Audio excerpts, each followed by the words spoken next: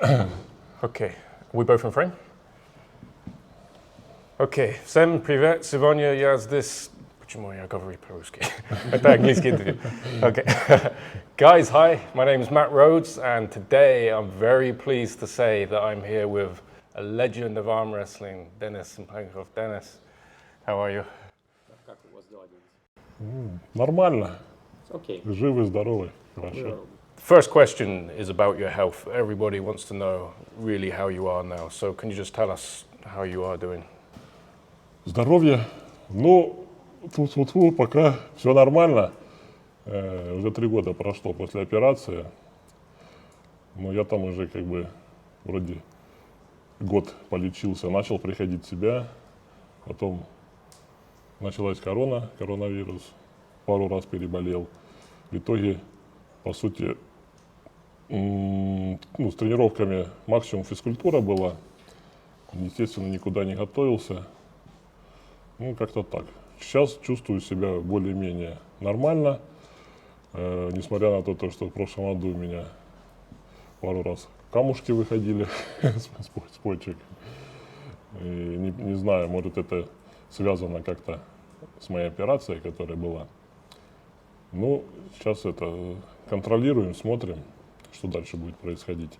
Но было неприятно. Вот как раз у меня в конце декабря камень вышел.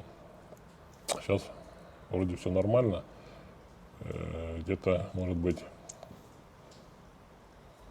с марта месяца так более-менее начал ходить в зал, тренироваться. Ну, так, физкультура. А вы, получается, 2 раза болели коронавирусом? 2 раза болел, да. And just to clear up, because there's a lot of confusion in the West, what was the main medical problem initially?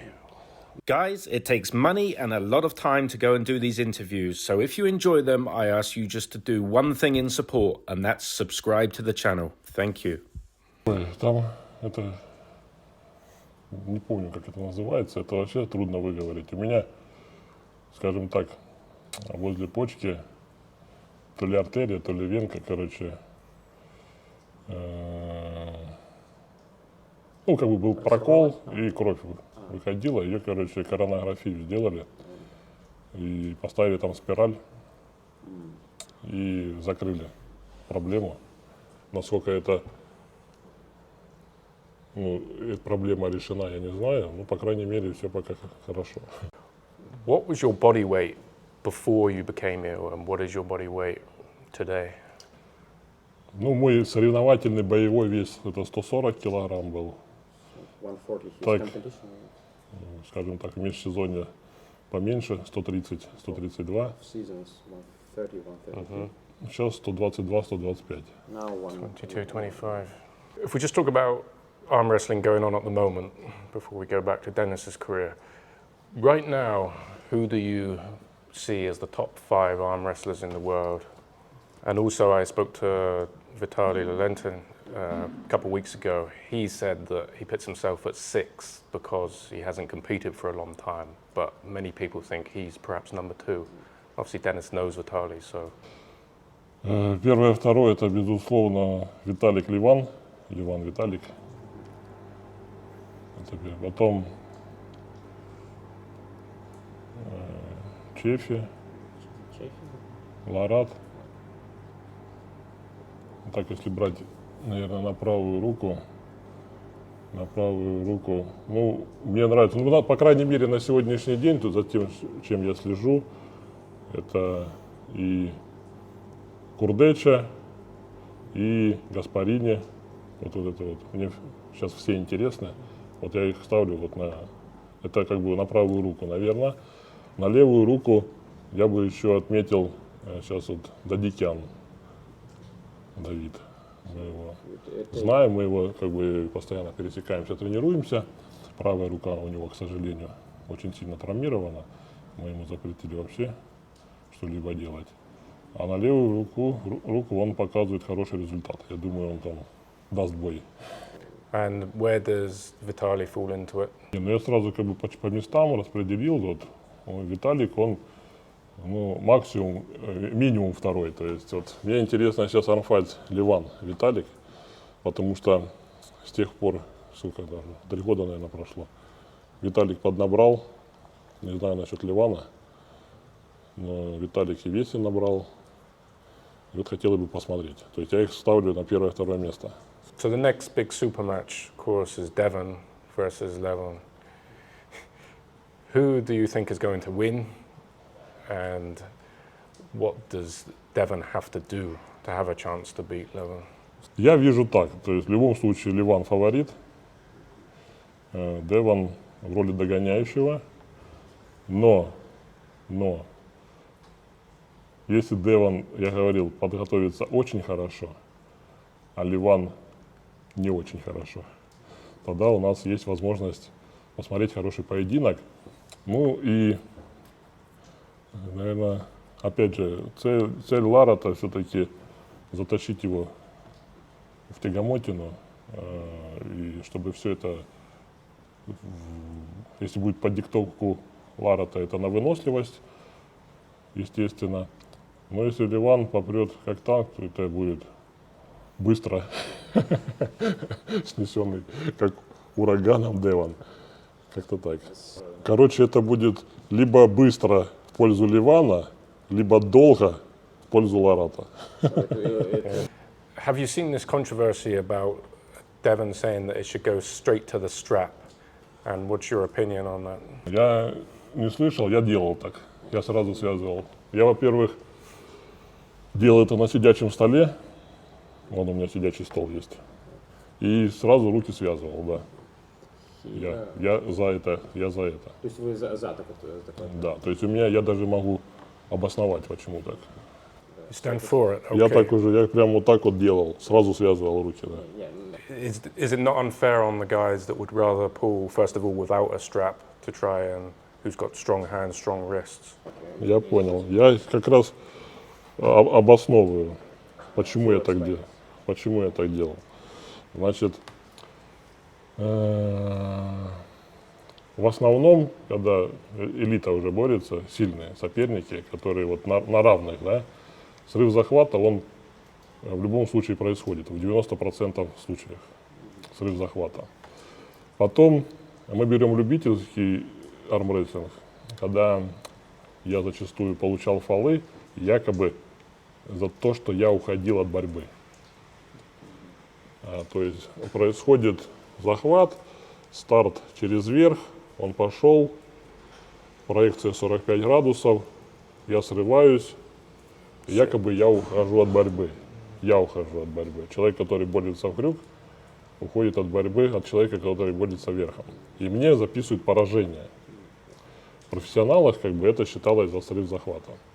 Так вот, с точки зрения армрестлинга в целом, как я вижу, да, то есть уходит от борьбы как раз человек, который борется верхом.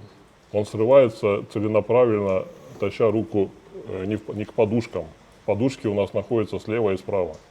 То есть армрестлинг, почему я сидя делал? Потому что у тебя уже, по сути, техника верхом, она уходит, ты менее техничный становишься за столом сидя. То есть работают практически в основном одни руки. Поэтому поединок более затяжной. Я сразу связывал руки, чтобы никто никуда не убежал. А борьба верхом — это, по сути, целенаправленная борьба не в подушке, а в затылок. Да? То есть ты уходишь от борьбы. Ты уходишь, не я. Я борюсь в подушку.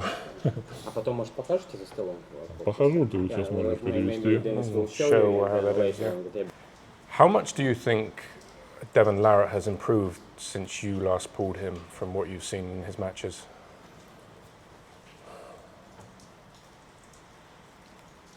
Ну, тут вопрос сложный. На самом деле, с Тодом он боролся, вес набрал хороший. Но тот был да не тот. Он наоборот, в весе упал. Он всегда, когда боролся, всегда был где-то килограмм 135, а здесь он был 120, он каким-то кроссфитом занимался. То есть здесь очень тяжело как-то вот это вот сравнивать. И Лара с Джоном боролся, да? Но опять же, то есть как-то, сравнивать не с чем. То есть я не могу сказать, в какой он форме. То есть вот сейчас будет с Ливаном бороться и посмотрим. Если он там что-то покажет, значит стал сильнее. This one's a bit of a fantasy question, but fans like to ask it. Dennis at his peak versus Levon now at his peak. How does Dennis feel he would do, and what would he seem, or how would he feel like the main challenges would be against Levon if he was to arm wrestle him? Я не знаю, я не буду говорить о победе, но мы бы зарубились однозначно. Я просто смотрю на какие-то просто силовые результаты. Это тот же бицепс, читинг, жим лежа. То есть он, по сути, у меня даже чуть больше. И просто у него масса, конечно, играет роль. И в этом плане было бы интересно. Я думаю, я как бы поборолся бы с ним. So, It's correct that you're right-handed but stronger on your left. Ну, я правша, но я обеими борюсь руками. И тут все равно, да, она как бы, в свое время, скажем так, левая относительно просто всех других рук, наверное, была более сильней и неудобной, потому что если по весам сравнивать рабочим в зале, то правая все равно была сильнее левой. То есть просто, наверное, если брать все правые руки в мире, да, то они были у всех на уровень выше, нежели левая. Поэтому такое сравнение, оно чуть-чуть неправильное было, то, что у меня как бы левая очень сильная. Левая была, может быть, очень сильная относительно всех левых рук в мире, а не относительно моей правой. Two matches against John Brzenk, which John won, were on the right hand. What was he surprised that John was able to beat him, and how does he reflect on those matches? Should he have done something different, or was John just better on those occasions? Это как раз те поединки, там, где не хватало опыта, скажем так. То есть, когда ты уверен в чем-то, да, и ты думал, что ты сильнее всех, то ты не пытаешься что-то изменить в себе. И получается, я первый и второй раз, там промежуток был небольшой, когда с ним боролся, мне вот этого и не хватало. Потом, когда уже я приехал после второго, скажем так, поражения основательного, то я чуть-чуть уже пересмотрел тренировочный процесс и начал бомбить слабые места. И этого мне как раз не хватало. И как раз когда я начал делать там нужные упражнения, тогда я и выиграл. Who is the best opponent you've ever faced, in your opinion? Это царство ему небесное Андрей Пушкарь. Это мой постоянный был соперник и друг, товарищ, с которым мы каждый год по 2 раза боролись. Но борьба с ним, она, по сути, была, скажем так, неудобная. А вот именно с кем мне понравилось бороться, вот именно то, что вот я называю армрейсингом, когда там вот заруба правильная, когда вот реально, я не знаю, правильные углы, когда ты действительно получаешь удовольствие от борьбы, это вот Ричард Лупкас, то есть мы тогда зарубились бицепс так хорошо, и Дэйв Чаффи. То есть вот их борьба, она все-таки, если брать армрестлинг, как я говорил, да, борьба к подушкам, то она максимально правильная. То есть это вид борьбы верхом, когда тебе уже неудобно зацепиться за что-то, и ты пытаешься оттуда выбраться всеми способами, чтобы выиграть. Who, in Dennis's opinion, is the greatest arm wrestler of all time? Obviously, people put Dennis in that category, and John Brzenk often comes up. Who does Dennis feel is? Конечно, Джон. То есть я в свое время, еще будучи никем, там только начинал, на него равнялся, про него ходили легенды тогда. То есть если я на него, то понятно, то Джон, естественно. Это, наверное, он всегда и везде, неважно, выиграл он, не проиграл, все, это уже к нему никак не относится. Он уже великий, а то, что он сейчас делает, молодец, уважение ему, низкий поклон. When I told the followers that I was coming to interview Dennis.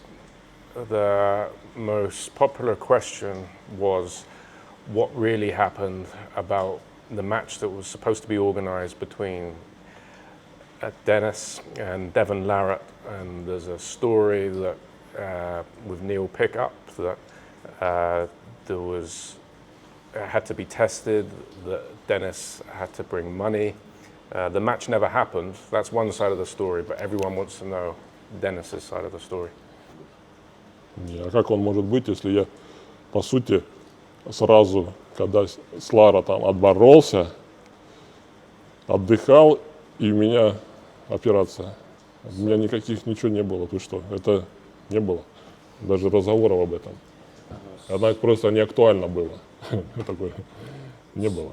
So no And about that. before they had the first match, there was no issue like this either? Ну, то есть вот этот поединок, который с Ларратом состоялся, он как бы 8 лет назревал. То есть если брать там 10 лет назад, то были моменты, которые, да, они там хотели, но конкретики никакой не было. И я как бы всегда смотрел на то, что какие-то элементарные вещи должны организаторы как бы в этом содействовать. И они там какие-то ставки, там, вот эти вещи я не приемлю. Я ему, в принципе, встречное предложение было. У меня ребята ему предложили приехать к нам и здесь побороться. В итоге ничего не состоялось. То есть они меня туда зовут, то есть я должен привезти какие-то деньги, поставить, победитель забирает все. Естественно, я думаю, я так же само могу предложить вариант здесь. И мы, в принципе, так и сделали, и как бы все друг друга поняли, что это неправильно. А в итоге деньги не ставили? В итоге вообще как бы бороться, все, эту тему закрыли. Будет организатор, который все это правильно сделает. Я не знаю, куда я еду, куда он едет, как это проходит. То есть, потому что мы смотрим поединки там вал, когда там локти летают, и там своя стратегия, то есть я так бороться не готов. То есть мне должна была быть федерация с правилами, которые я знаю. И тогда, возможно, какие-то договоренности, и, может быть, что-то получилось. Did you ever have a match where you weren't confident of winning, or were you always confident every match you went into? Все зависит от того, за сколько времени я об этом знаю. Бывало такое, что за месяц что-то предлагали, а я как бы люблю месяца 3 готовиться. То есть если это в календаре соревнований, то, естественно, проще к этому подойти. А когда тебе за месяц предложили, есть сомнения. Бывало и такое, да. I always like to talk about psychology, the bit we can't see. Where does Denis Simplenkov go in his head when he's having a super match? Is he angry? Are you calm? Are you thinking about technical things? Are you blocking everything out? Where do you go in your head? Конечно, я люблю, когда спокойно. То есть я пытаюсь всегда, опять же, именно спокойствие до поединка. Именно в момент поединка нужно взорваться. Somebody that's causing a lot of talk is Schoolboy. Have you ever pulled against Schoolboy? Я его даже не видел вживую, но он меня тут немножко так подставил. Это как бы к спорту отношения не имеет. Он хотел в гости приехать. В итоге он не приехал, а я его ждал. Это должна была быть встреча состояться. Я хотя бы, я так вживую их не видел, так-то, конечно, он там с братом хотели приехать, у них не получилось. А так почему подставил? Потому что я выделил им день и сидел и ждал. As arm wrestling is getting more popular, people from other sports are starting to get interested in it. Kirill Sarychev and also I saw Fedor came to train with Denis. Who has Denis pulled against that he thinks has real talent and could actually become an arm wrestler if they wanted? Федя, как в те времена в Японии проводили армрестлинг среди бойцов смешанного стиля.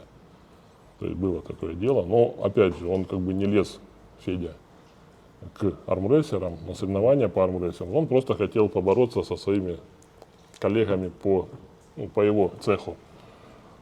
Ну, он схватывал все на лету, но, к сожалению, в Японии данное мероприятие отменили и до сих пор ничего не проводится.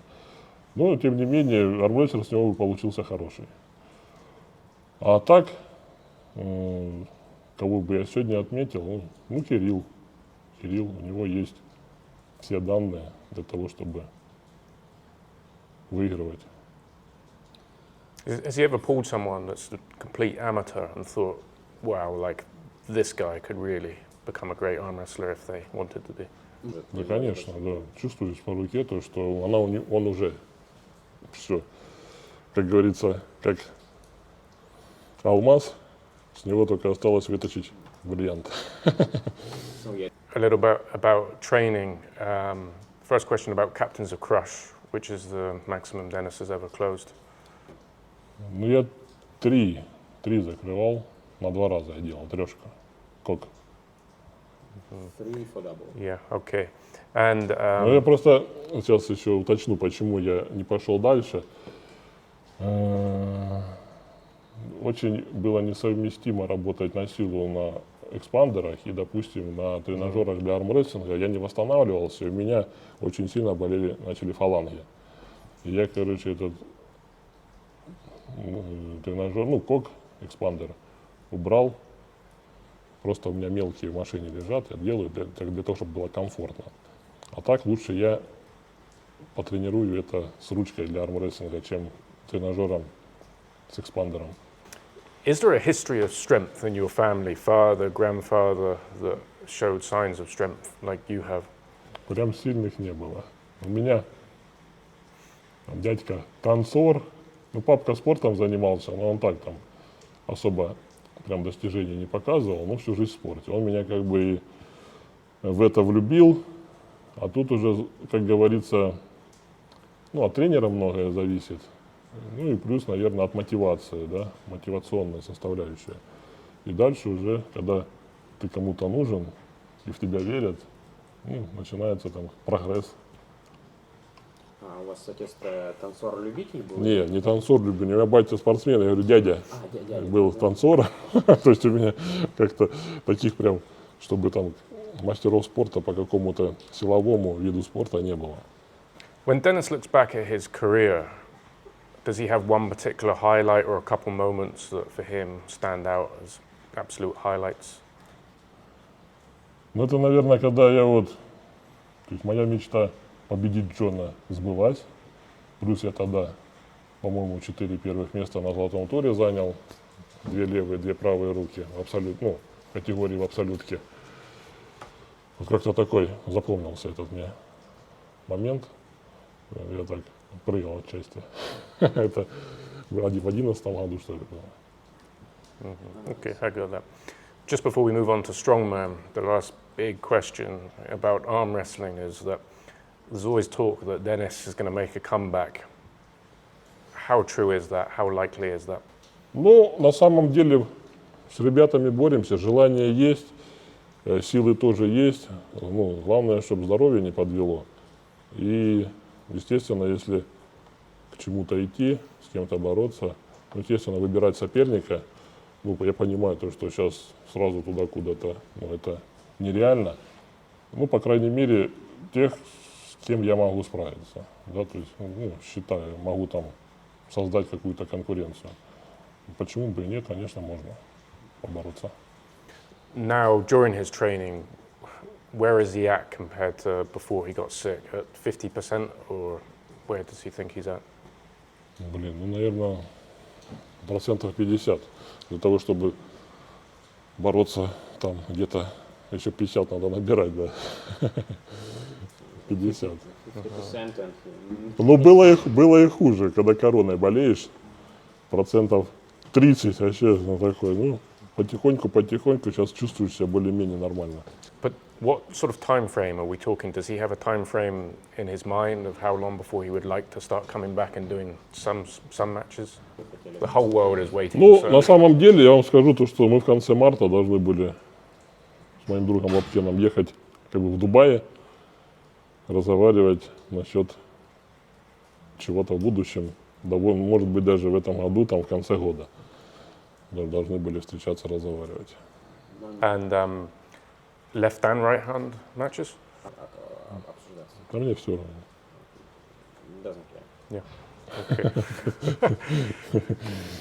Okay. Okay. Going back to early career in strongman, power extreme, Vladimir Shinsky, is the PLSE. When you started out, did you plan to be a strongman, not an arm wrestler? Судьба, значит, так сложилась. Мне было, по сути, уже в конце тяжело, потому что я рассказываю, я изначально занимался армрестлингом, гирями, то есть у меня, по сути, верх хорош, ноги там со спиной были слабоваты. И когда в России только все это начиналось, стронг, по сути, я совсем справлялся. Но когда стронг начал развиваться, ребята подтянулись с пауэрлифтинга, и они начали создавать серьезные проблемы. Понятно то, что какие-то упражнения, которые для верхнего пояса, я нормально делал. То, что касается низу, мне нужно было там прогрессировать и прогрессировать. Сейчас у меня есть травма, нога болит постоянно, когда в теннис напрыгаете. Это вот осталось от стронга. Понятно то, что нужно было тренироваться, бороться, но мне было тяжело. Поэтому все, что я там смог сделать, я сделал. And Dennis also did some powerlifting. There's a lot of numbers that float around on the internet. What was his actual best squat, bench press and deadlift? Ну, присед и становая у меня, по-моему, 340 было, ну, в лямках. В лямках у меня на сайте написано. Присед 320, становая 340 в лямках. Жим лежа на соревнованиях я фиксировал 270, ну, с этими паузами, со всеми делами. А в зале 290 я жал. Это вот максимум. Of these sports, powerlifting, strongman, arm wrestling is the one that you enjoy the most? Ну, пауэрлифтинг я вообще как бы им не занимался, по сути, он мне не нравился. Конечно, армрестлинг — это то, что вот мимо не пройду, всегда пойду бороться. Если покрышку желания поднимать нету, там, ну, я имею в виду стронговские упражнения, желания делать ничего нету. Ну, может быть, там, я не знаю, машину протянуть, там, канат, ну, такие. То армрестлинг — это всегда. Within strongman, obviously you competed against some great athletes. Kuklaev was probably the one who did the best from Russia. But who do you believe to be the best strongman of all time? Big Z or somebody else? Ну, наверное, по крайней мере, то, что вот за мое время в стронге, ну, естественно, Ждрунас — это всегда, ну, больше первых мест, больше раз выиграл всякие турниры. Естественно, как бы нужно ему отдать должное. Ну, я считаю его великим. Did you compete against Mariusz Pudzianowski? Я не соревновался, но я как-то был ассистентом на их соревнованиях. Подавал им шарики, покрышки подкатывал. Ездил сюда, фотографировал. Ну так, я видел, но я с ним не выступал. Подавал мячики, как говорится. Do you follow other sports? So the sports you enjoy to watch on TV or go to see live? Конечно, и футбол могу посмотреть, и хоккей, и настольный теннис мы играем. Ну, биатлон люблю. Yeah. Нравится биатлон, конечно. Так смотрю, то что... And what are your hobbies? What do you like to do to relax? В последнее время просто взять удочку, даже рыбу ловить не надо, и где-нибудь, где нет людей, просто половить рыбу. Прям расслабляет. Прям. Very good. Я согласен. About the strict curl world record, it's back in the news again because in theory it's been beaten twice in the last few weeks. However, most people say that it doesn't count because Dennis did it with a wide grip and now they're doing it with a close grip on EZ bar. Not to discredit these guys that are obviously lifting huge amounts, but what does Dennis think about this record? should it be standardized so they all use the same grip and bar? Безусловно, должны быть какие-то стандарты. И просто тут, видишь, разные федерации, ну, как бы они, как говорится, как хотят, так и делают, это их дело.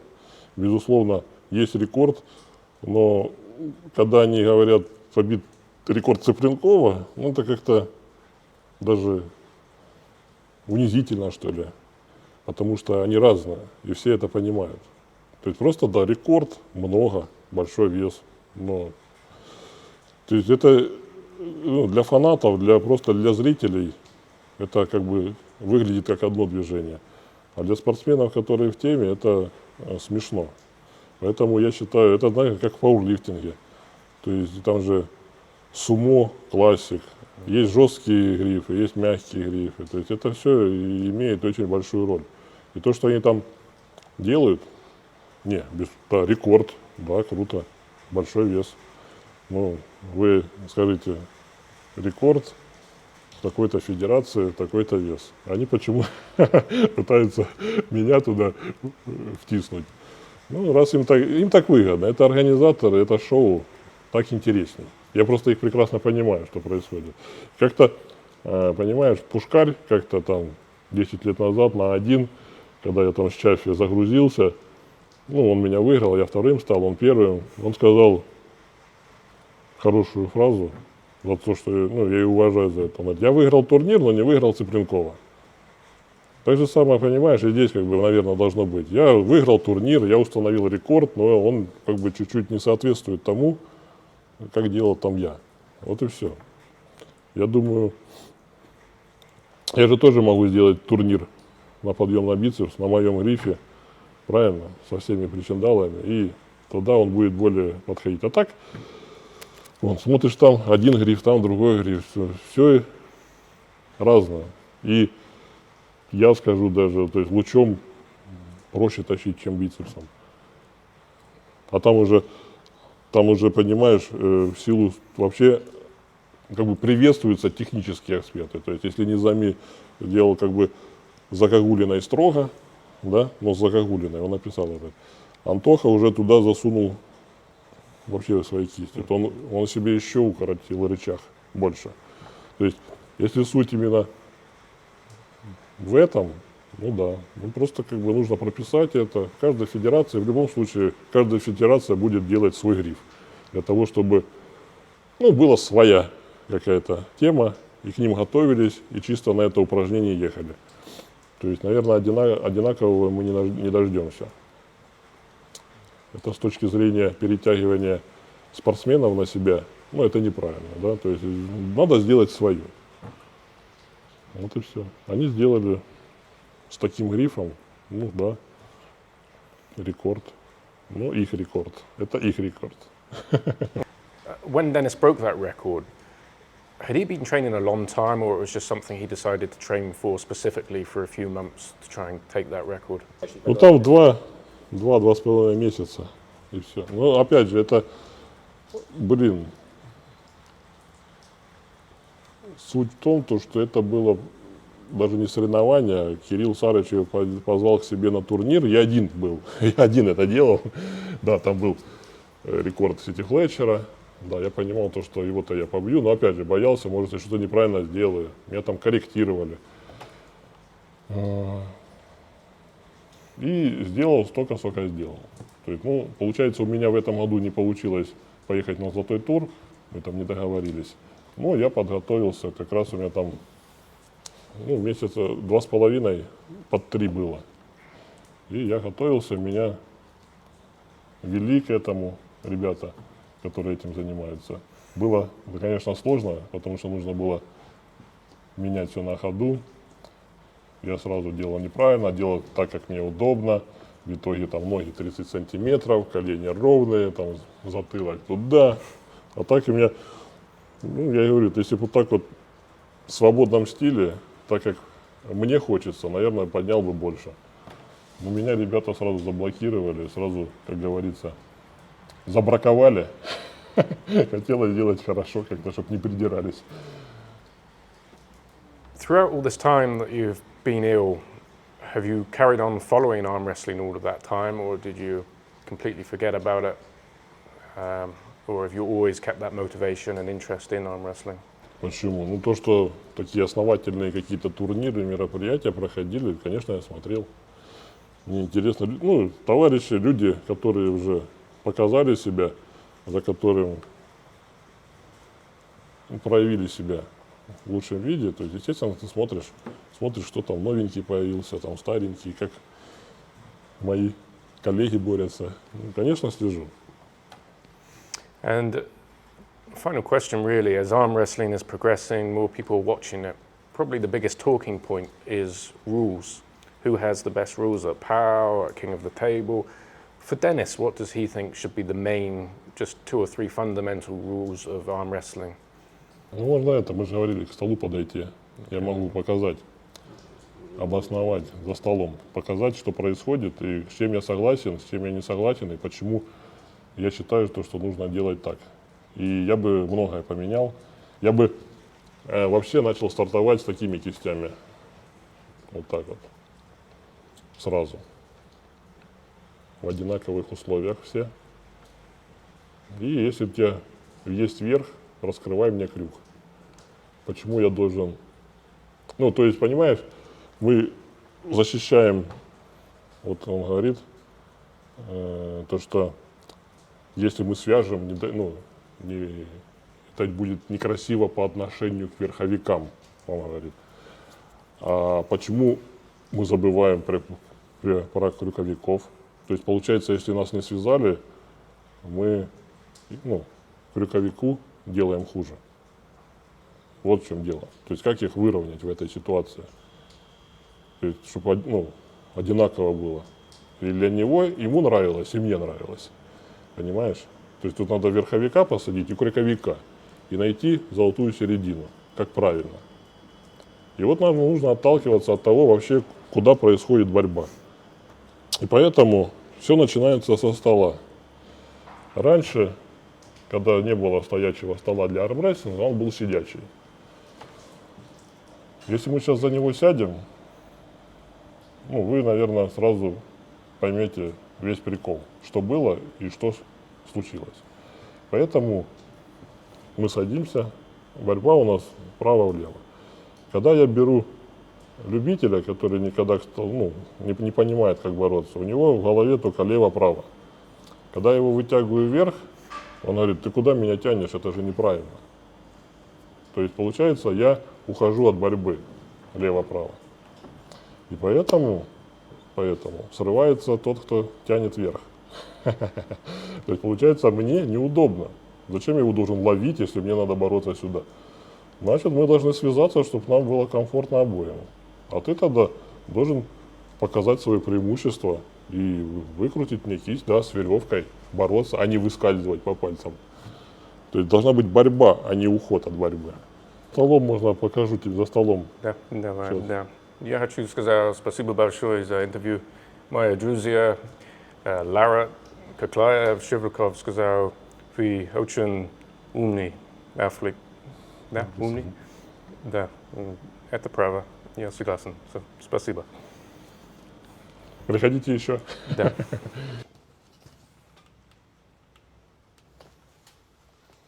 Какой твой лучший трофей? Лучший там в офисе, потом могу да? показать. Там еще у меня Окей. есть. Это у меня, Store time. там у меня такие Золотой. побольше. Это золотой тур Немиров, 2010 год. Он один, второй кубок. Translate maybe as he. No? Okay. Ну вот, в 2010 году я 4 первых места занял, вот, за абсолютку. Левая рука, правая рука, вот они одинаковые.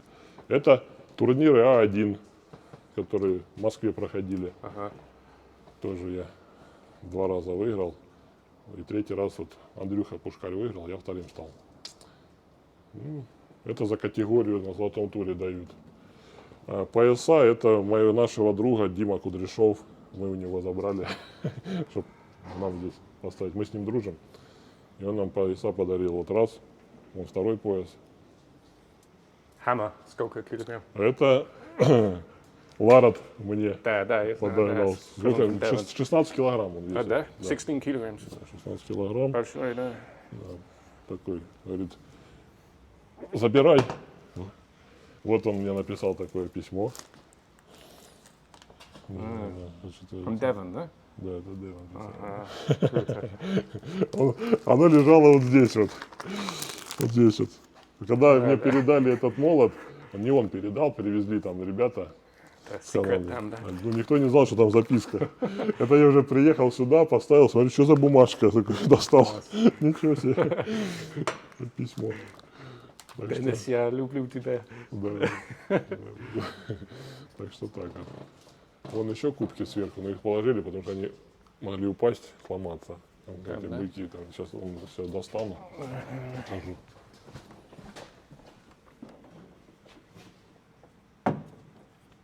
Вот так, это вот такие, мне нравились больше. Они такие, получается, хоть брутально смотрятся, лучше, чем такие вот. Да?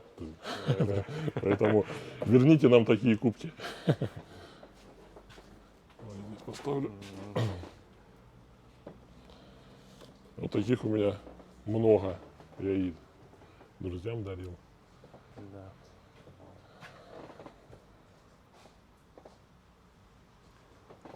Poland. Да. А так у меня, говорю, еще в офисе такие побольше.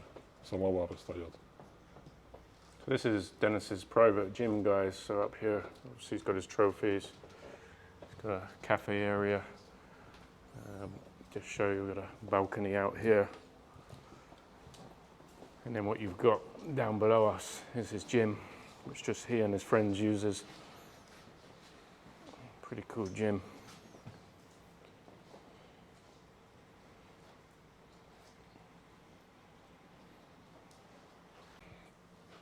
На сидячий стол.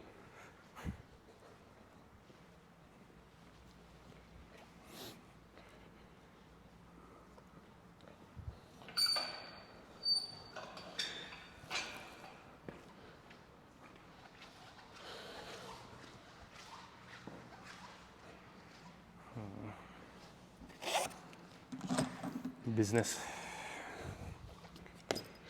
Раньше был сидячий стол. Почему он мне нравится? Потому что поединки на нем были более зрелищные и долгие. То есть это вот для шоу важно. Сейчас я покажу, в чем разница. Ну давай на левый пробовать. Вот я сел, то есть я уже не могу весом сработать, то есть уже у меня ограничения здесь. Я не могу. То есть я сел, то есть даже бороться верхом у меня уже все сложновато, потому что у меня ноги все заблокировано. То есть я могу там чуть-чуть. И вот мы закрутились и боремся, да? Право-влево. Боремся. Правда. Туда, а тебе, ну, вари. То есть у тебя в голове влево-вправо. А теперь, допустим, я тебе туда тащу. Давай. То есть смотри. В принципе, кто уходит от борьбы? Кто от борьбы уходит? Ну, вот сейчас вот ты Да, борись, я- борись. да. Кто уходит от борьбы? Я ухожу. Ты. Я сюда не борю. Ага, То есть, получается, я ухожу от борьбы, мне фол. да. А получается, тебе дают. Ты сюда поборол, я выскользнул. И, по сути, я тебя резко дернул, сюда поборол, я ухожу вверх. Ты выскользнул, Да, и да. тебе фол дают. Да. Якобы ты ушел от борьбы. Ага. А по правильному я ушел. Борьба у нас влево-вправо, а я тебя тащил вверх. Я убегаю от тебя Да. куда-то туда. То есть я должен получить фол, а не ты. И поэтому сразу вяжем руки. Зачем нам вот эти вот лишние движения? Вяжем руки. Это раз. Теперь пойдем за стоячий стол. Просто как бы сейчас вот разницу ощутишь, я тебе объясню. Так, на правую руку, на правую. Все, сейчас мы стоим. То есть у нас возможностей больше. То есть я проваливаюсь туда. Ага. Вот эти все темы могу сделать. За сидячим я не могу сделать. И вот, опять же, борьба вправо-влево. Вот у нас подушки. Не там. И вот что происходит. Я тебя тяну опять же вверх, да? Верховик. И что происходит? Я стартую вверх, а ты в крюк хотел пойти. Ты срываешь захват, и в любительском армрестлинге тебе дают фол. Ну, логично думаешь, да, то есть ушел-то я, а не ты. Я сорвался. Да. Поэтому я призывал всегда вязать руки. Теперь тема следующая. Вот крюк, да? Вот вверх. Так же самое я за то, чтобы сразу начинать движение вот отсюда. То есть закрутились, судья ничего там не выравнивает, ничего не поставляет. Почему? Когда я борюсь верхом, в принципе, я встаю так, как мне хочется. Ты крюковик, тебе уже неудобно. То есть тебе некомфортно, а мне комфортно. Я верхом тащу. Но наша задача бороться вправо-влево. И почему крюковику, тот, который более-менее борется по-честному, должно быть неудобно? Нам должно быть удобно обоим. Мы закрутили их кисти. Тебе удобно, и мне удобно. Если ты хочешь подбороться верхом туда, ну отсюда выкручивай и борись, показывай свое преимущество. Но ты уже, по сути, от вот этих движений уходишь туда, пошел. Пожалуйста, уходи, но только с таких кистей. И судьям будет проще, потому что я-то здесь еще рассматриваю ситуацию, то, что я хочу шоу. Представляешь, Вели, я расслаблю руку, что происходит у нас иногда? Что пройдет? Гол! Ну, расслабься. Например, что пройдет? Гол! Зрителям неинтересно. То есть тебе неудобно, у Виталика рука выше. Да, То есть да. он уже становится, тебе уже неудобно. Да, как здесь, да. Да. И то с ним неудобно бороться. Как нам сделать более-менее, чтобы было по-честному все? Выставляем, боремся. И для того, чтобы затянуть их в небольшую борьбу, нам надо все сделать для того, чтобы максимально быть, скажем так, заточенной уже под углы. Вот, ты встал вот так вот, да, там, уже сразу. Стоп, ready, go. То есть она уже, как бы, по сути, ничего лишнего делать не надо, все начинается уже, скажем так, тягомотина, тебе уже тяжело. И здесь уже пошел показывать свои преимущества, свои тренировки и возможности. А не то, чтобы, знаешь, там, типа, кому-то удобно, а кому-то неудобно. Должно быть обоим удобно. Они должны стать удобно. Связать их для того, чтобы время не тратить, для того, чтобы их опять вязать. Зачем? Давайте свяжите нам, закрутимся и поехали. Вот и все. То есть, если мы смотрим поединки ребят, когда они закрутились, они намного дольше и намного красивее. Я поэтому, почему, когда вы спросили, какие поединки тебе там запомнились, которые вот прям вот, с Лубкасом и чаще. Потому что мы завернулись, и это реально вот, ты понимал то, что вот армрестлинг. А когда там пытается кто-то, ты даже сейчас придешь ко мне на тренировку, там кто-то, ему надо там выступать по правилам, которые есть, я ему говорю, верхом борися и пытайся съехать по пальцам, чтобы выиграть. Понимаешь? То есть уже такой, вроде бы ты от борьбы уходишь, да, рычаг разомкнул, увеличил сопернику. Да, победа за тобой. Но тот вообще не включился, он ничего не понял. И вот это вот хвататься за него,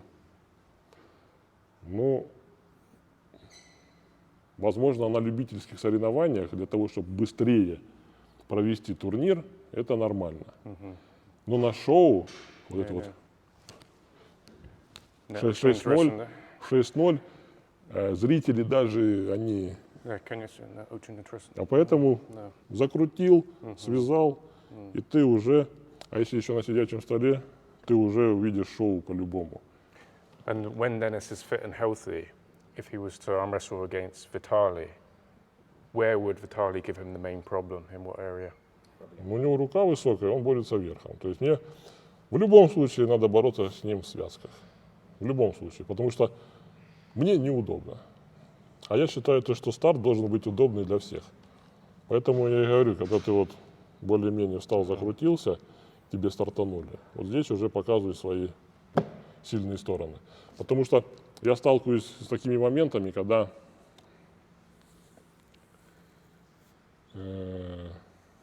после поединка спортсмены спускаются и говорят: да там ты видел, там у него рука вот такая была, а у меня вот такая вот. То есть выставляют руки неправильно часто, так игнорируют. Потом фиг что докажешь. Лучше сразу закрутились максимально, как вам удобно. И боритесь. Вообще никаких претензий не будет. А здесь вот 50% после поединка подходят, он ему так выставил, а мне вот так вот выставил. Мы сразу решаем много проблем. Плюс я еще собирался сделать лампочку на стол, старт, по вспышке. Опять же, все из-за судей.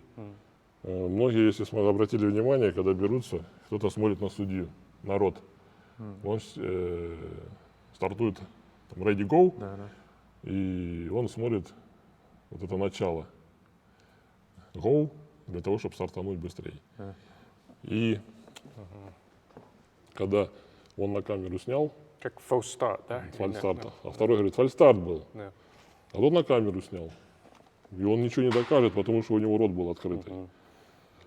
И поэтому вспышка. То есть ты стоишь, по вспышке видишь, когда она вспыхнула, и тогда начинаешь бороться. Даже на видеокамере можно будет доказать фальстарт. Потому что вспышка, она вот свет, и все. А когда у меня рот открытый, ready go, что я там когда сказал, непонятно. Вот это вот, Красный или зеленый? вот эти вот апелляции, не, просто вспышка белая, одна, и все. Ready, судья говорит, стоп, ready, вспышка, и все, всем видно, то, что действительно должен быть старт. А не Это кто-то факт, да, да или раньше, нет? а теперь рассказывают то, что бывает же такое, то, что и судьи там в договорнике. Ну и он, допустим, сказал то, что я буду говорить быстро. Так что ты на рейде можешь уже стартовать. Никто не докопается. Со вспышкой эта вся проблема решается. То есть ты уже можешь доказать что угодно. Поэтому вот этой вот темы пытаюсь исключить, вот эти вот все проблемы, для того, чтобы действительно увидеть борьбу. А не кому-то неудобно. То есть бывает спортсмен, тому стали, мне уже неудобно с ним бороться. Ну, зачем бороться, если тебе неудобно? Надо, чтобы было удобно, а потом уже... Потому что когда верховик, я говорю, становится, у него все ровно, он оттянул, он стал как ему надо, ему же ничего не выравнивает. Все, ему удобно. А ты, крюковик, понимаешь, что нифига себе, тебе для того, чтобы его выиграть, надо как-то закрутить его сюда. Там. А это нереально, потому что он уже стоит удобно. И поэтому тут такой баланс. И вот эту вот тему надо вот как-то решить. Это, я так рассматриваю, такая наука, и ты должен, как вот вал, да, вот эти вот фолы, они как убрали, да, для того, чтобы шоу создать, для того, чтобы они сделали фолы там подряд. То есть они не останавливают же сразу. У них раз, два, три, ты можешь выиграть, а они потом смотрят, что ты 3 раза фол сделал, и отдать победу ему. Но зато они как бы дольше борются. И нам надо, чтобы дольше боролись. На том же King Kong Table, да, такие вещи, там где шоу, нам надо сделать шоу. А не вот это. Очень быстро. Что там произошло? Что, он уже выиграл? Даже люди даже не начали, люди, как показывает практика, зрители, начинают болеть и переживать секунд через 10. То есть, если ты уже там держишься, там, они, давай, давай. А если это вот так вот, они такие, все что ли? Ничего себе. Вот это надо исключать. Любительский турнир, ладно, там, когда там 30 человек в категории 20, да, там надо меньше забиться, быстрее сработать, то есть это имеет место быть. Но я за то, чтобы всем было сразу удобно, а потом уже боритесь. If like this, I'm in a losing position. You'll have to translate this. If I'm in a losing position and I deliberately slip out, Should that be a foul or should that be a loss of? Это в любительском турнире, это твое поражение. In amateur, it's a loss. Ниже 45 градусов. А, But смотри, in а теперь Dennis's смотри, opinion, what- а теперь what смотри то, что я могу сделать. Гипотетически, ты сильнее меня. Ты сильнее меня. Я просто резко стартую и разрываю захват. И ты проиграл, потому что ты ушел от борьбы, проекция 45 градусов, а я тебя даже с тобой не собирался бороться. Я тебя просто стартанул быстро и выскользнул. То есть я, когда мне такие фолы давали, я такой смеялся, говорю, ну это же нечестно, я не уходил, я не могу уходить. И поэтому я начал вместе, когда в старте, не бороться влево-вправо.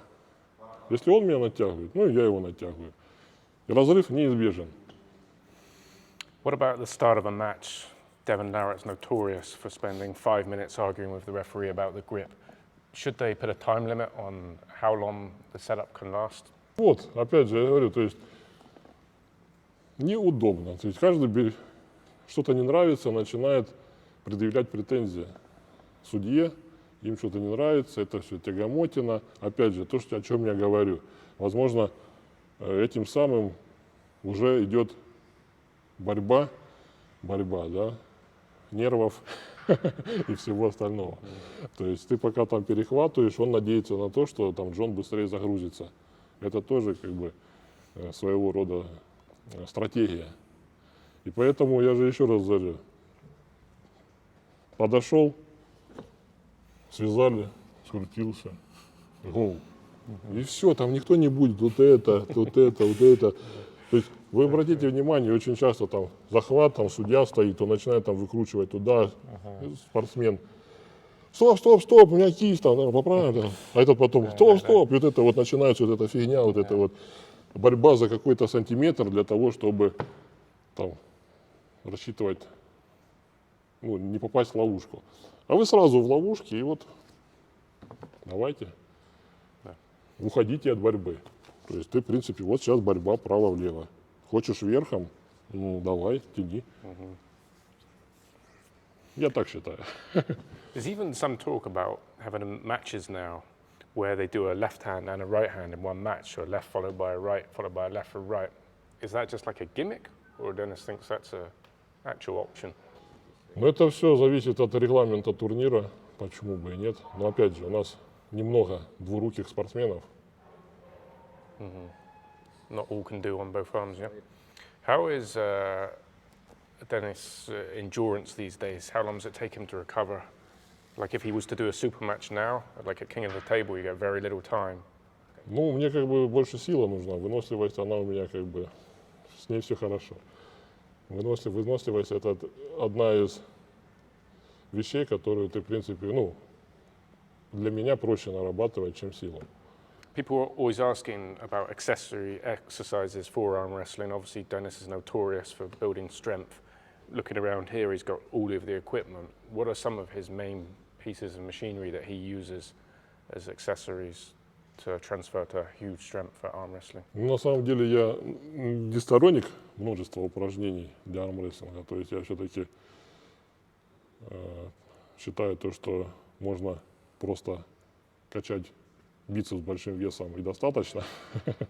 Но тем не менее, когда я Джону проиграл, я начал... Бицепс у меня был сильный. Вот эта ручка.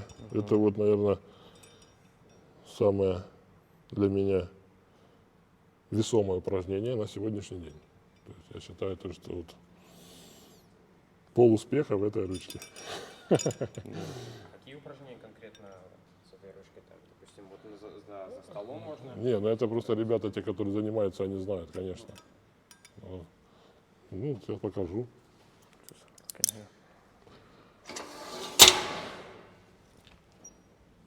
Тут все ручки. Treasure chest. Yeah.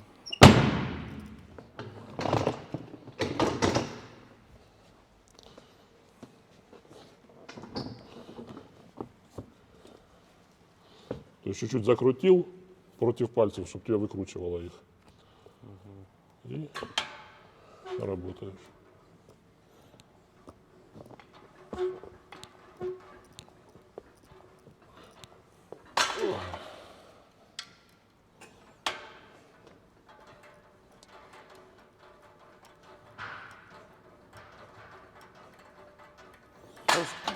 How's Dennis's diet now? He's trying to eat a certain amount of calories. Я все ем подряд, то получается есть. Тут армрестлер не в еде. Главное, витамины, минералы, там, коллагены всякие, хондроитины, это постоянно есть. А в объеме еды это как бы не отражается. Единственное, когда ты, конечно, готовишься на кого-то сильного, тогда можно там массу набирать. Но я как бы, для меня массу набирать, я ем все подряд. У меня нет такого, чтобы там углеводы, белки, жиры, там все подряд. Что-то еще показать? Ну, это вот основная ручка, которую я рекомендую всегда делать. Бицепс тоже надо делать. У вас, я слышал про какой-то тренажер, ваш специальный руковорот или что-то такое. Да, в машине лежит. So is it Покажу, like a да. special Да, есть тренажер, я сделал. Да. Я вам принесу, покажу, хотите. Я, кстати, сейчас его буду немного...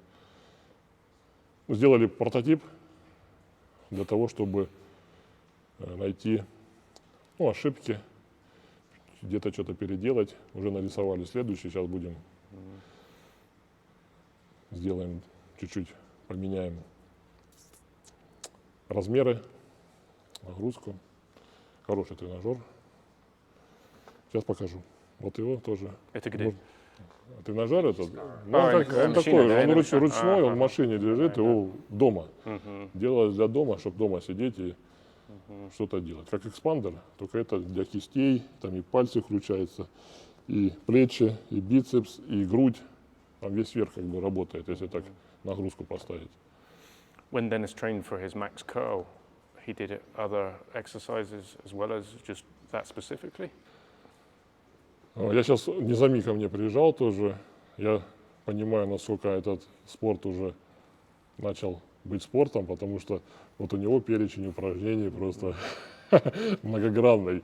Я когда увидел, что он там делает для того, чтобы поднять, я понял то, что да, серьезный подход к упражнению. Я делал в основном раз в неделю на силу упражнения. Плюс у меня получалось, это уже было 8-10 лет назад, и делал это тоже с этим же грифом. И это делал, потом делал такие вот движения, потому что я понимал, что чтобы сюда затащить, очень большая нагрузка идет на плечи, и прям чувствовалось то, что надо их укреплять. То есть были такие пару-тройку упражнений, которые я делал чисто для подъема на бицепс. Поэтому, а сейчас их там уже десятки. Уже можно больше ничем не заниматься, кроме строгого подъема на бицепс. And just to tell us again, he's had this gym like 6 or 7 years and he just built it for himself. Хотелось бы уточнить, этот зал открыли где-то сколько лет, 6-7 назад, и просто оборудовали его под себя? Да. Да. Просто, все мы знаем, что самое необходимое. Все это у меня есть, что-то докупили. Вот, собственно, все собрались, согласовали перечень, как все будет выглядеть. И, собственно, пришли к такому вот залу. Все основное есть. Лишнего ничего нет. Just come up to Dennis's office now, guys. Very cool.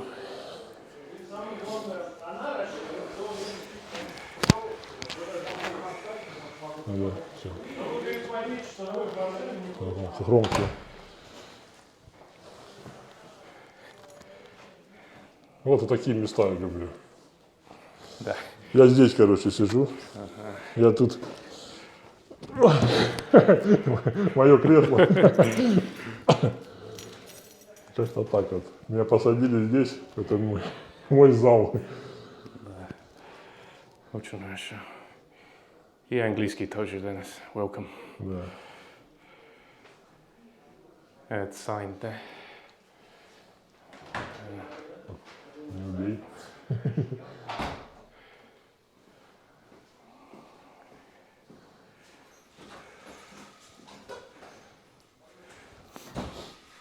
Dennis is involved in some businesses outside of arm wrestling at the moment. Ну, вовлечены в какой-то бизнес, какую-то деятельность за пределами армрестлинга на данный момент? Ну, вот здесь я сейчас вот управляющий в этом здании. Мы вот в аренду сдаем, у нас тут магазины. Как-то так. Своего нету, вот с друзьями, работаю на друзей. Руковожу. So he's the executive in this building there, giving some buildings, some real estate for rent. Okay. It's not his property, it's his friends. И Денис, что это? Это ту-ту-ту-ту, тренажер. Значит, вот здесь вот в серединке у нас нагрузка меняется. И просто мы сейчас будем дорабатывать. И вот, значит, вот таким вот образом просто крутим, сидим. И у тебя пальцы, кисти. Когда ты уже устаешь, у тебя пошли плечи, грудь и работаешь.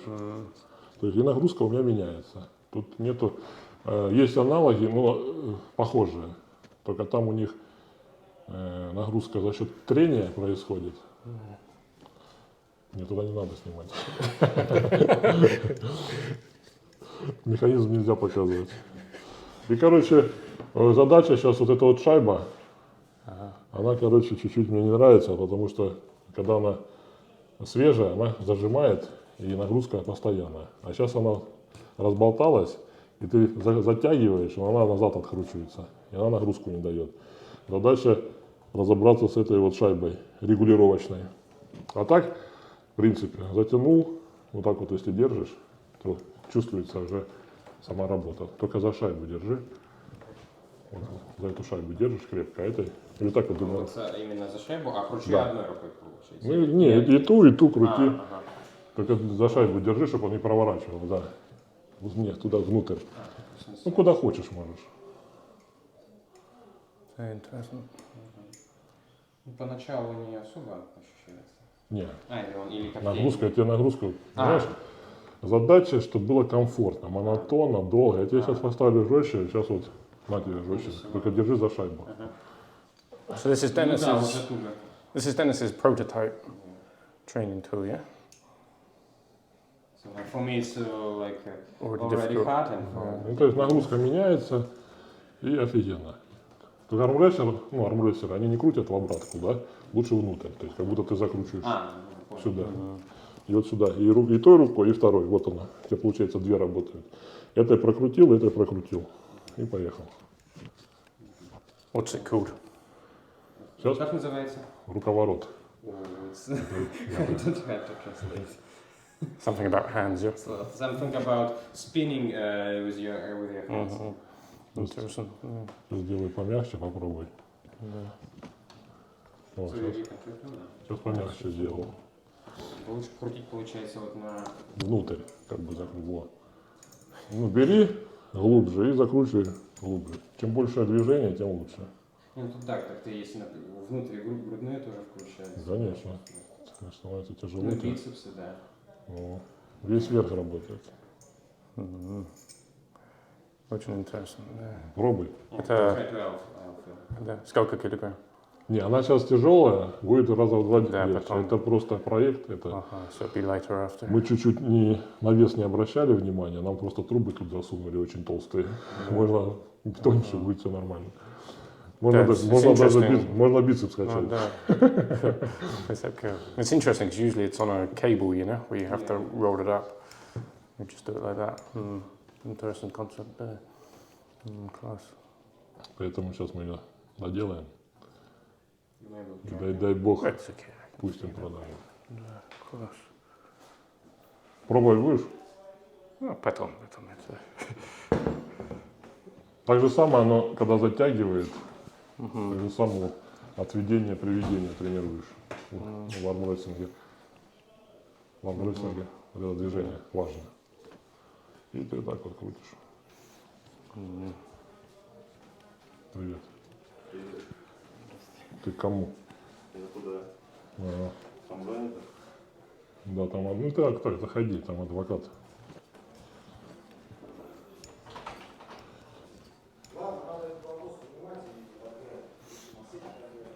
Ну и, короче, сидишь, делать нечего, сделал 100 раз. И не надо в зал, и не надо в зал идти. Домой, да, дома. Смотри телевизор и тренировки, да, класс. Получается, пока он в единственном экземпляре. Да, В смысле, это прототип. Это, да. Потом когда-нибудь за $1 миллион продадим кому-то на аукционе.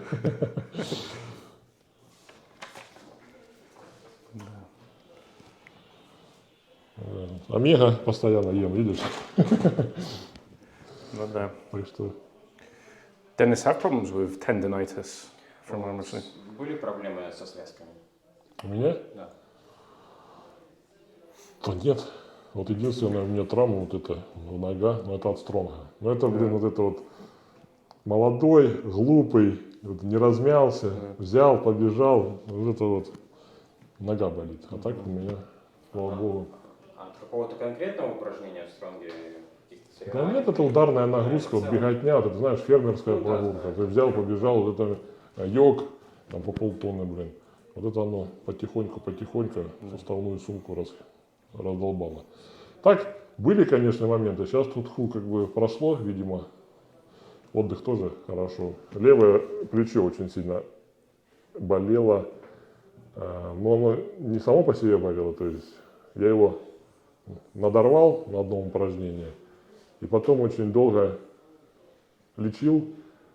Ну, не то, что лечил. То есть оно вроде бы через неделю проходит, но если ты начинаешь там на турник полез, оно опять. Вот это вот нужно было побольше времени для того, чтобы оно прошло. Вот сейчас вроде тут все хорошо, не болит. How important is flexibility in arm wrestling, and does Dennis train it? Важна ли гибкость для армрестлинга и как-то вы тренируете вы ее как-то? Блин, мне кажется, все-таки гибкость не нужна. Да, чтобы жестче быть, нужно такой. Я сейчас покажу вам. Вот у меня руки. Это я их вверх поднял, и они вот такие вот у меня. Да, вот все, это ровные руки. Чтобы все видели, ну, они не разгибаются больше. Я их даже выше поднять не могу. Это вот армрестлинг. Я даже знаю, что вы телефон как-то вот держите вот так вот, как... Ну вот, видишь, у меня даже правая рука больше не разгибается, чем левая. Вот это у меня ровные руки. Ну, я так считаю. А когда я смотрю в зеркало, я такой за голову хватаю, думаю, елки-палки. Я даже, тяжело футболку одеть. Вот у меня выше она не поднимается. Больше не разгибается. Инвалид. Но для армрестлинга, говорят, пойдет. Anybody ever give Dennis trouble just out and about daily, because obviously he's a big guy, he's known to be strong. Anyone try their luck with him? У вас было ли, что кто-то там к вам как-то задирался, какие-то вот такие... Сам терки, иди- грубо говоря, были у вас с кем-то так в обычной жизни? Ну, сколько вы... Ну, Разборки? да, разборки. Были. Но я по жизни миротворец. Я, во-первых, бить никого не бил. Максимум там душил. Аккуратно у меня было, когда я там за шею там брал, говорю, молчи. К сожалению, народ есть злой, хамло, которые, они не смотрят на твои размеры. То есть вот у них язык длинный, хочется вот похулиганить. У меня первоочередная задача — это ни с кем не драться. Бывает, вот за шкирятник могу схватить, там, показать то, что молчи. У меня так было один раз в Москве, там, возле общежития от института жил. И выхожу с собакой на улицу погулять и смотрю, скажем, моего знакомого прям 8 человек окружило. У них там свадьба была в кафешке рядом. А он, татарин. Они типа русские. И что-то начинают его там всей толпой, там что-то его окружили, что-то ему там не нравится. Я понимаю, надо бежать спасать. Они понимают, их 8 человек, что делать. И я вот тот, кто там больше всех задирался, просто подбегаю за шею, так вот хватаю за руку и начинаю его. Он не может вылезти, все, он уже все заблокирован. Я его как бы в сторону отхожу. Они все на меня переключаются. Я говорю, если сейчас меня кто-то тронет, я его задушу. Говорю, да, а он там, он вылезти не может. Он говорит, ладно, все, извините, да. Я говорю, вы что, вообще что ли, вы что, вы толпой на одного человека? Ну, так и так, я говорю, 1 на 1 бы дрались, я бы как бы ничего не делал бы. Вот так, вот такие вот вещи бывают, к сожалению. Как говорится, мир не без уродов. Где-то приходится подключаться, но вот бить не. I saw years ago, there was a video where there's a drunk man when Dennis is at a tug of war event and Dennis does a leg sweep on him. So had Dennis done some sort of training before? Because that's not necessarily like a move someone would do. Has he done some sort of martial art or kickboxing? Or... Я понял, когда канат тянули, Да, я подсечку сделал. Ну, я находил от дзюдо с 3 по 5 класс есть у меня. Ну, по сути, почему я говорю там битья? У меня есть арсенал, я могу сделать болевой, удушающий и такие вещи. И это канат тянули, выпивший человек просто задолбал. И вот он, скажем так, там люди, скажем, директора, руководители стояли, а он ходит пьяный, что-то там всех управляет. И я уже машинально там понимаю, что уже задолбал. Я как бы ногу выкинул, так, чтобы он уже успокоился. Ну, а он упал, не устоял. Не виноват был. But Dennis has done any type of combat training? Ну, как-то были какие-то именно тренировки по единоборствам? Ну, бывало, да. У меня вот один из шефов КМС по боксу тренировался, да. Бывало у нас ринг, груша, бывает, вот хочется кардио. То есть можем там побоксировать. Бывало один раз получил от боксера тут у нас на ринге. Значит, поспорил, что я могу там удержать в углу, в ринге, в углу кого-то и не выпустить, и попасть по-любому, я попаду, куда я попаду, неважно, но будет больно. Но если я тебя в углу, говорю, зажму, то ты никуда не уйдешь. Ну, в принципе, они такие, наверное, да, надо попробовать. А у нас еще компаньон есть в Ростове, Денис. Он 2 метра роста, 150 килограмм, мастер спорта по боксу. И он незаметно приехал, и он там тренируется, звонит мне шеф, говорит, давай, приходи, посмотрим, сможешь ты или не сможешь. Я прихожу, а там Денис стоит. Заходи, сейчас посмотрим. Я такой, я говорю, я же не с тобой собирался. Ты хрен пробьешь. 2 метра 150 килограмм там. Он говорит, давай. Как Валюев. Давай, говорит, давай. Я залез, он мне как там дал. Я как бы свою работу выполнил, но я просто ничего не смог ему сделать, потому что он большой и сильный. Я его в углу как бы пытался, но и тем самым он по мне еще и попадал. Все в кровище. Я такой, идите вы нафиг. Я говорю, Григорий, я не с ним спорил, а с тобой. Был такой момент. Any thoughts on what Dennis would have done if he hadn't become a professional sportsman? What career? Есть ли у вас какие-то мысли, чем вы вообще бы занимались, если бы вы не стали профессиональным спортсменом? В смысле, чем бы занимался Да, вообще? чем бы занимались, в принципе. Maybe at school he had an idea. Ой, это тяжело сказать. Я, по сути, всю жизнь в спорте. А так даже не знаю. Одно дело занятие, каким бы занятием занимался, чем бы я это себе завлек. Либо как бы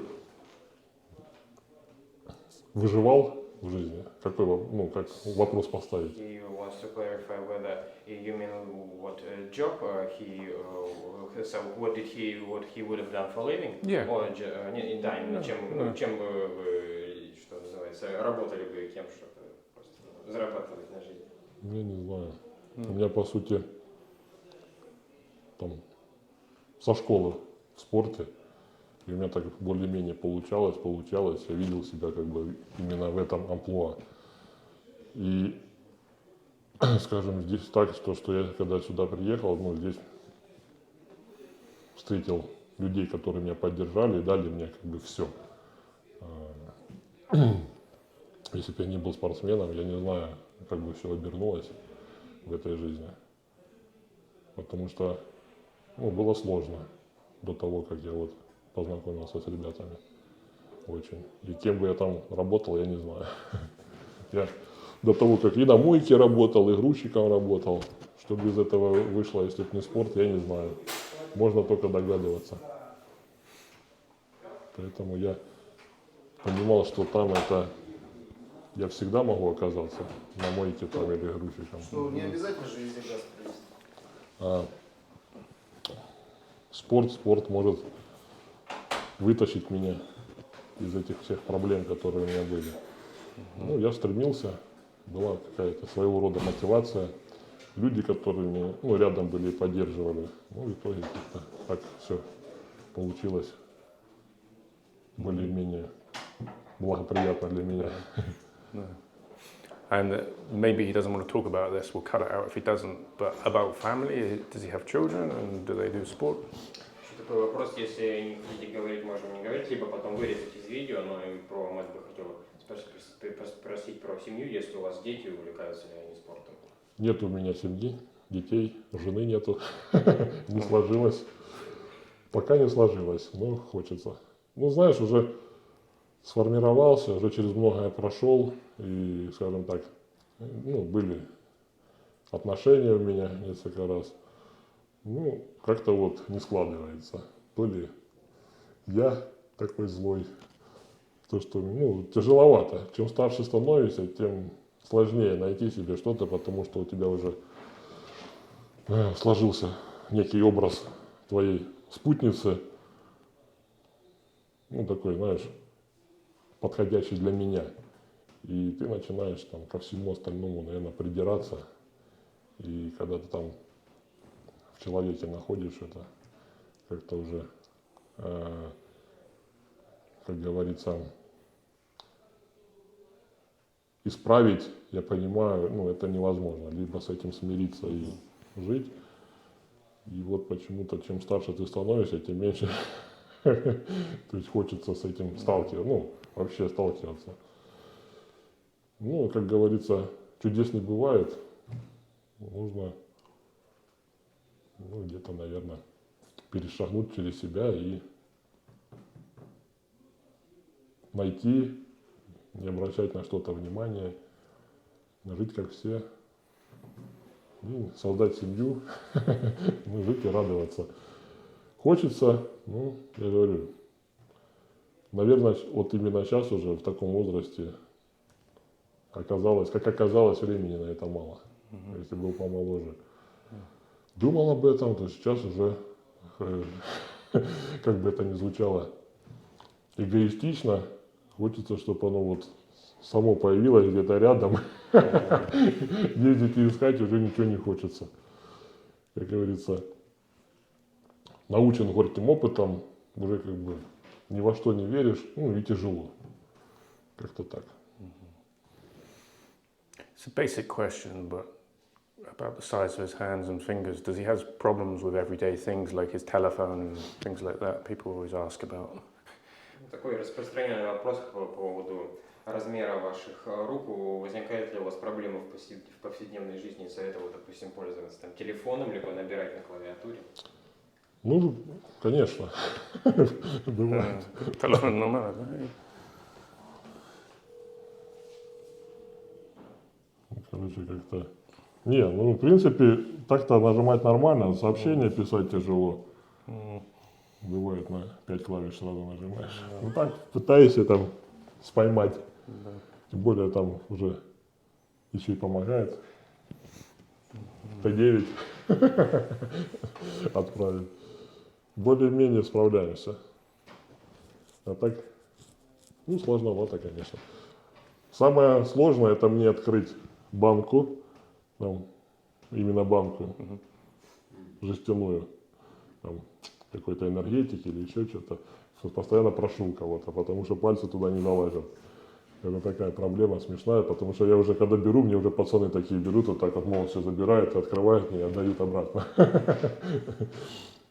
Так что So opening the cans. Mhm. Small Yeah, cans. The rings, yeah. Is there anything Dennis wants to say to the West? I mean, from the point of view of people in the West, all they say is, you've seen yourself, the comments, most important is Dennis's health, he gets better. And second to that, they want to see him back arm wrestling. But is there anything he wants to tell people? Есть ли что-то, что бы вы хотели сказать западной аудитории? Там, в целом они интересовались по вашим здоровьям, возможно, возвращение в спорт, но это уже осветили, но есть ли что-то еще, что вы хотели им сказать? ну, я знаю то, что фанатов у меня и там хватает. Хотел сказать огромное спасибо за то, что вы всегда рядом, поддерживаете меня. Никогда не сдавайтесь, занимайтесь спортом, берегите себя. Побед, рекордов, добра и мира. Спасибо. Денис, спасибо большое.